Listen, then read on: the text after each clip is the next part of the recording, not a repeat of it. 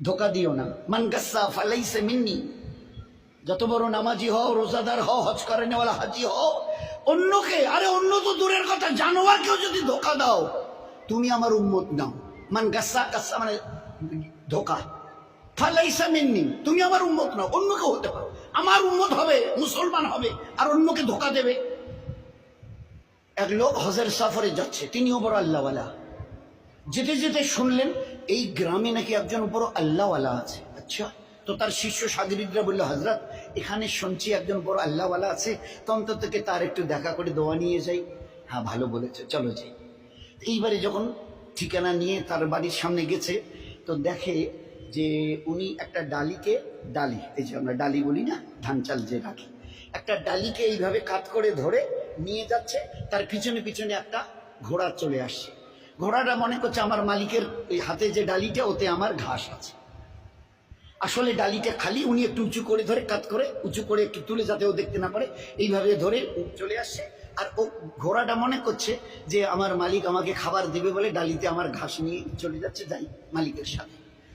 এই দৃশ্য দেখার পরে ওই আল্লাহওয়ালা যিনি তার দলবল নিয়ে হজে যাচ্ছিলেন বলছেন, ভাই আমার জিয়ারত হয়ে গেছে, চলো যাই, চলো যাই। তো বলছে, কেন হুজুর এখন তার কাছে গেলাম না, সালাম মুসাফা হলো না, দোয়ার কথা বললেন না, আপনি বললেন আমার জিয়ারত হয়ে গেছে।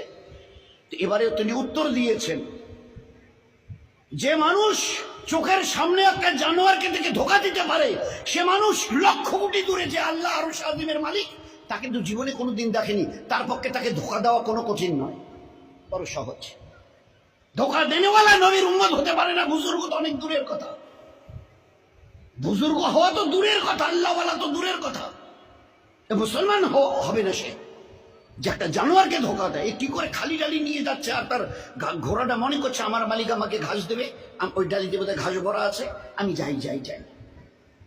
দেখে চোখের সামনে দেখেছি জানোয়ারকে ধোকা দিতে পারে, না দেখা আল্লাহকে সে না জানি কতটা ধোকা দিয়েছে।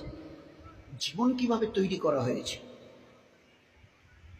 এই জন্যে খবরদার, এ মখলুকের কাউকে ধোকা দিও না। আমি আল্লাহ কিয়ামতে কোনোদিন তোমাকে ধোকা দেব না।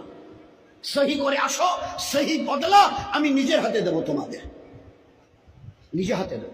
ওই দিন দিল খুশ করেনেওয়ালা বদলা পাবে কিয়ামতের ময়দানে।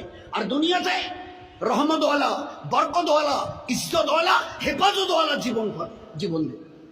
এটা আমার ওয়াদা, এগুলো সব কোরআনের আয়াত।